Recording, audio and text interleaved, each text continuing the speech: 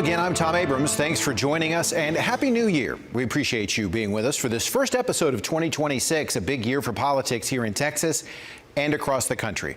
In our next half hour, we'll take a look back at the biggest political stories of 2025 and look ahead to the year to come. Our political insiders, Angel Carroll and Court Kenning, will weigh in and offer their prognostications. But we begin this week in Texas with the arrest of the Harris County Treasurer, Carla Wyatt. She is seeking re-election in 2026 and faces no primary opponent in March, but she is facing a criminal charge of burglary of a motor vehicle. She's not responded to our request for comment, and her attorney told us he would be discussing the case at an appropriate time. But we do know what investigators contend she allegedly told them before her arrest. As treasurer, Carla Wyatt manages Harris County's money, but now she's also managing a defense for a criminal misdemeanor. Wyatt is charged with burglary of a vehicle after investigators say she was in this parking lot Saturday when she opened the unlocked door of a minivan and got inside. The owner and witnesses called police. Investigators report that Wyatt denied any wrongdoing and told them she had permission to be in the Toyota minivan. The owner told investigators she did not know Wyatt and did not give her permission. Wyatt did not answer the door at her home when we visited, and employees at her office told us she was not at work. The district attorney's office provided ABC13 a statement which read, "We are aware that Carla Wyatt was arrested and charged with burglary of a motor vehicle. As this case is pending, our office will not comment further on the details of the investigation. What we can say is this: the pursuit of justice in Harris County is guided by the law and evidence, not by political affiliation, public office, or party ties. No one is above the law. No one is exempt from accountability. Our responsibility is and always will be to the people in this community." Wyatt is out on bond and is expected in court later this week. Wyatt was charged with DWI in 2023 and with violating conditions of her bond in 2024. But the case was dismissed in August after she completed a pretrial diversion program. Also happening this week in Texas, we learned the Harris County voter registrar is investigating reports of voters using post office boxes as their addresses when registering. That is against Texas law, and the author of the law is the one who alerted the registrar to the issue. That law, Senate Bill 1111, was passed in 2021. It makes it illegal to use a post office box as a residential address when registering to vote, with some exceptions. But it seems there are those who are not complying. I know that everyone here. State Senator Paul Bettencourt authored Senate Bill 1111 4 years ago in an effort to eliminate people from registering to vote outside of their districts by using P.O. boxes. You don't live in this 2x3-inch box. So pick any voter registration physical address that you want, but don't say I live in a 2x3-inch P.O. box. You can get your mail there. You just can't register to vote there. Last month, Bettencourt reported voters doing just that at a UPS store on Waugh and at another one on Westheimer. The Harris County Registrar investigated and found 125 such voters, 16 of whom were already suspended. In a letter to the Texas Secretary of State December 18th, the office wrote it values the importance of proper voter roll maintenance and has taken additional steps to flag the identified addresses to help prohibit future unauthorized use. In a response 5 days later, the Secretary of State's office responded and wrote, "Our office acknowledges and appreciates your diligent and timely efforts." Bettencourt has been at the forefront of the effort to address election integrity.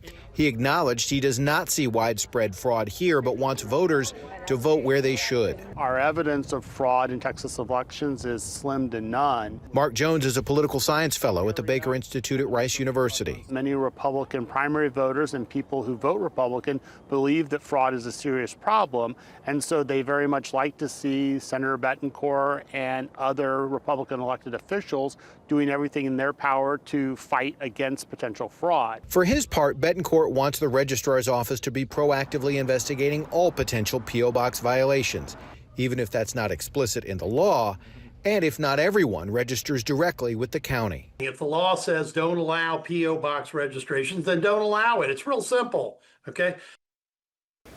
Let's talk more about election integrity with our panel of political insiders. Joining me now, Democratic political strategist Angel Carroll, Republican strategist Court Kenning.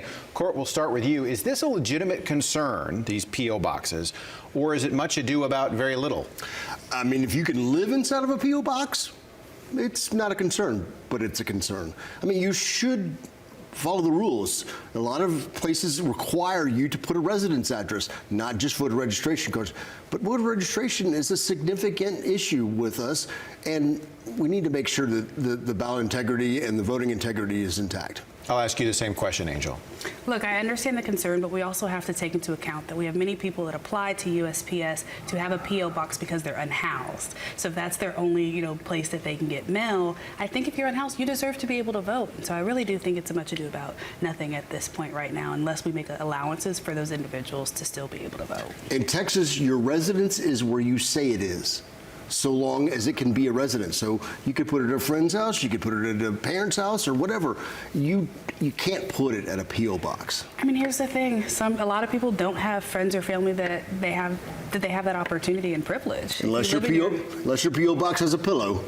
Well, there are some exceptions in the law that for people who don't have homes, for military who are stationed overseas who use P.O. boxes, for people who don't have access to a mailbox at an actual residence but are required to have a P.O. box, for judges, for people who are domestic violence survivors. There are those exceptions.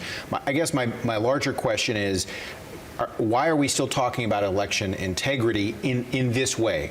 Is it still, do we have to be concerned about elections being fair and honest in the same way that there were those concerns after the last two previous presidential elections? I think to Angel's point is that the good news is about this is that the numbers, the sheer numbers that you reported on were fairly small. And when you're talking about millions of voters in Texas, you're talking about 100 or so, 150 folks that were flagged this way. But there is a place for you to put your P.O. box. It's in the mailing address part of the form. Look, if the numbers are this low, I think we're doing pretty good right now, and I don't think that this should be the main focus at this moment in time. Okay, so speaking of elections, thoughts about the Harris County Treasurer? I'll preface this next question by saying she is innocent until proven guilty, and this most recent charge is a misdemeanor. That said, should she stay in office and should she run for re-election? Angel, she is the only Democrat on the ballot for that office. Yeah, I mean, look, innocent until proven guilty, we have to go through the court system. While I don't condone criminal activity, I do think that the charges, there's a lot of nuances there, and I think we can't judge right off the bat, right? Is it really burglary or is it trespassing? Is it being inflated because she's an elected official? We just have to wait and see. Yes, she's the only Democrat on the ballot right now, but I have to also say that she's done a good job. She has done nothing at this point that I can see that says that she hasn't been doing her job effectively outside of her personal life. And I think that the voters will just have to make that decision. Your thoughts about it, Court? When you're an elected official, your personal life becomes your professional life. And there are a lot of questions that are unanswered in this story. I mean, I could rattle them off, but we'd probably take the rest of the program to do so. And I think she's done a disservice by not answering those questions, by being tight-lipped and not just addressing it. She needs to come up with an answer about what she did. If she did wrong, she needs to admit to it. If she didn't, then she needs to say that, and she needs to let the court process play out as it should. Now, interestingly, during the first meeting of the Harris County Commissioners Court in 2026, they've added this to the agenda, according to Tom Ramsey. They will be talking about it, but they have no authority, as far as I know, to do anything about it. Is this just political posturing, you think, by talking about it in court? They have an authority to embarrass or back her up, but they have no authority to take her out of office. I'd say so. Yeah. So, I mean, I know that I think you raise a good point, Court, that when you're in political office, your personal life becomes your public life. And she does have some previous criminal issues. We've seen a lot of politicians at all levels have issues and stay in office. So my guess is she should resist the pressure, if there is any, to resign? I mean, if she did things that were unsavory, you play this, you put together a plan of action. You're not perfect, you know that, when you're in elected office, but so long as your behavior doesn't embarrass your mama if she reads it in the paper or watches it on the news program that next night, then you can do it. But if it does, don't do it. And what was she doing getting into somebody else's car on Washington Avenue? I mean, look, we have a lot of elected officials who have a wide array and rainbow of charges. If we're going to hold her accountable at the same level and say she needs to resign because of those charges, we have to start looking at our state officials all the way up to the White House. And are we really ready to do that? All right, Angel, Court, thanks for your perspective on both of those stories. Later in the program, Court and Angel return to give me their thoughts on some of the big stories of 2025 and what they think we can expect in 2026. But when we come back, we take a look at the millions of dollars Governor Greg Abbott is pouring into Harris County in this next election cycle. Will it make a difference? That story when This Week in Texas returns. Welcome back to This Week in Texas. 2026 is a critical political year for the balance of power in the nation's capital.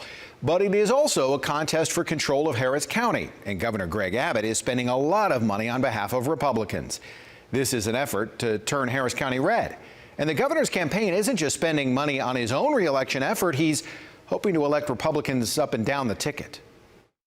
Greg Abbott has a majority in the Texas House and Senate, but he's hoping to strengthen the GOP hold in Austin with an influx of cash and operatives on the ground knocking on doors. We're really excited about the governor focusing on Harris County. Cindy Siegel is the Harris County Republican Party chair. It's been a really hard-fought battleground, and I think his focus on the county and actually flipping it is going to be great. Abbott's team tells ABC13 he's investing at least $25 million in Harris County in 2026 and employing a field staff of 31, putting at least one in every state house district, compared to 4 years ago when he spent $12 million and had a staff of 7. At the end of the day, we're going to have people power. Mike Doyle is the chair of the Harris County Democratic Party. He knows it'll be hard work to win the nation's third largest county, but he says Abbott's efforts will fall short if they do their job. We're the county that has the sole ability in this entire country to not just ensure Texas is Democratic, but that we'll never have a Republican president in our lifetime. And there's no county that's more important. I'm joined now by Dave Carney. He's Governor Greg Abbott's political consultant, longtime political consultant. Dave, thanks for being with us. My question for you is about Harris County specifically. Tell me about the governor's effort to try and turn Harris County red. Well, we've looked at the numbers. It's it's 10% of the vote for the whole state, and we just decided the governor wanted to be as competitive as possible. We got, I think last time, 46% of the vote. If we had gotten 48% of the vote, we would have all the local candidates would have won. And after our little project 2 years ago on the judges, where we won 9 of the 10 judge races that we challenged, we didn't win all 10 because we only could recruit 9 candidates. We realized that there are some issues in Harris County, property taxes and crime, bail reform particularly, that we would be able to mount a very efficient campaign if we did a number of things. We recruit candidates, and we had an unbelievable recruitment session where I think every single slot on the ballot, but one is out of the 90 are full with candidates. We have 24 field staff in the county, which is one field staff for every house district, state house district. And we are going to, talk to every voter in every district in this county. We're not going to leave any vote on the table. We're not just going to assume that you're a Republican, you're going to vote. It's a midterm election. We know enthusiasm on the other side is sky high, and we're in the midterm election. The party in control of the House and the Senate and the White House always has a depression in terms of turnout. So we are going to do a massive turnout operation. We're going to ID all the independent, the nonpartisan, non-primary voters in the district. We're going to go after conservative Democrats in the district, in the county, and give it a excellent effort to try to win back Harris County. And I think we'll have a great success. And we have all those other local candidate campaigns help turn out voters, even if the campaign is underfunded and doesn't have a shot of winning. They have friends and family and other people who live in the district that will go out and vote for that candidate. And so that adds to the overall number. And so our effort is to do what we did in South Texas 2 and 4 years ago, and we saw a huge increase in turnout and great success. And we're going to try to replicate that same thing in Harris County. I'm joined now by Democratic State Representative Cristina Morales. Thank you so much for being with us. You have a new role. Tell us about that role and what it means for Democrats here in Harris County. Yes, so my new role is I'm the House Democratic Caucus Campaign Committee Chair. It's a lot of words, but it's a very important job. So as we see investments, historic investments for the first time since 2018 of money coming in to help Democrats from the national organizations, I'm the chair who's going to lead the effort to make sure that we're protecting our Democratic seats and hopefully getting a few more. How critical is Harris County, not just necessarily to the state of Texas and the state House, but also to what happens nationally? Well, we have the most Democratic members right here in Harris County. And these are Democratic leaders who are representatives of communities who are pro-education, public education, healthcare. These are Democratic leaders who are very connected to their communities, who have grown up, born and raised in these communities. So it's really important that we protect these folks as we move into the midterm elections. Your thoughts about the influx of money coming from Greg Abbott and Republicans who think they can turn Harris County red? Well, I think it shows that they're worried. They see the shift. They know that the national organizations are coming in to help Democrats. So they're trying to protect and try to flip some seats. But the reality is that our Democratic leaders have been in these communities for a long time. And we're going to make sure that we're listening to the community and we're not trying to buy some elections. Is that how you see it? I do. I mean, listen, Greg Abbott has millions of dollars in his campaign fund, but we're the ones who are there when the freeze happened. We're the ones in our schools fighting against a takeover that he initiated, and that we're going to protect those candidates who really, really care about the community and not the ones who are going to be just listening to Abbott. So what does it take if he has at least $25 million to put into Harris County, and they're going to have at least one full-time person on the ground here in Harris County for every state house seat? What does it take to be on a level playing field? Well, it's going to take money. It's going to take volunteers, and we're going to reach out in every district. So we're basically running 150 campaigns, and including the ones here in Harris County. We're going to be listening to the voters and making sure that that our candidates win. Anything else you'd like to add? Just look out for us. We're going to be out there in your community listening to what's important to Texans. Okay. Cristina Morales, State Representative, a Democrat here from Harris County. Thanks so much. We appreciate it. And This Week in Texas, we'll be right back. All right, welcome back. Now it is time that we look back at some of the biggest political stories in a busy year, 2025, and then gaze ahead to an even bigger election year in 2026. For some thoughts on both of those fronts, let's bring back our political strategist, Court Kenning, Angel Carroll. Thanks for being with us. Angel, your big stories of 2025 here in Texas, what were they? Yeah, I think number one is obviously redistricting, right? We saw that play out on a national level here in Texas. While Texas Dems say we didn't win, California came in and won us 5 seats back to level the playing field. And I love the fact that California gave that to the voters to make that decision. And so that was a really big story for me to watch, as well as during the legislative session and watching us give $1 billion to vouchers. And so that was a loss for Texas Dems, and we'll have to see how that affects our schools here in Houston and across the state looking forward. So for you, the big story is redistricting and vouchers. Yes, sir. Court, your thoughts? And to build off that, because of redistricting, you have a shuffling of the seats now in statewide office and locally as well. You have the you have the county judge not running for office. And what will all that mean for the future of Houston, Harris County and surrounding areas? And I want to give a shout out to those of whom that aren't really recognized until such time as they're needed and they're on call. That's first responders.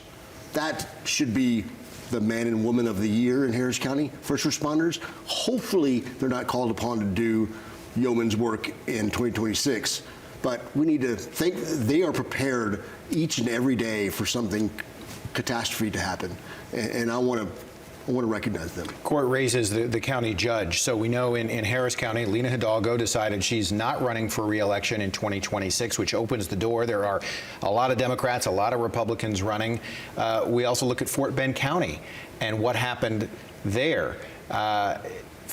Interesting that you've got a county commissioner now running against the city county judge. A lot of local politics in 2025 are going to stretch into 2026, which brings me to that next question. And Court, we'll start with you. What are the big stories looking forward? Well, I think you have what will the impact be of the president's economic policy. Currently, it's not very favorable, but we don't know what the Supreme Court's going to say about his tariffs. And what does the income tax reductions do that was crafted in the big beautiful bill in the middle of the year? Those impacts could definitely change and shift the dynamics of the 2026 midterm elections. Right now, I think we're holding our breath.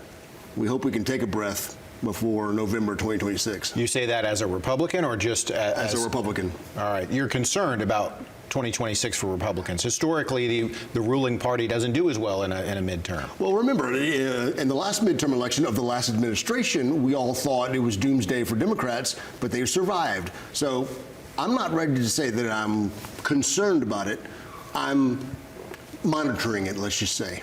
How much does the economy play into your thoughts about 2026? I think it plays a big role. I mean, people are hurting right now. And so, as Court mentioned, right, like what's going to happen long term. But I can say, as a Democrat, I am excited for 2026 and the midterms and the elections that we're seeing. And I also think it's going to be interesting to see what the governor sets as his agenda later in the year as we go into the next legislative session, especially with this shakeup and who gets elected. And he is, of course, up for re-election, as are all the statewide elections. Democrats have not won a statewide seat in more than 30 years. Is 2026 the year that changes? I really think it could be the year. I think a lot of it also depends on the Texas Senate race and who comes out of the Republican primary and who our nominee is.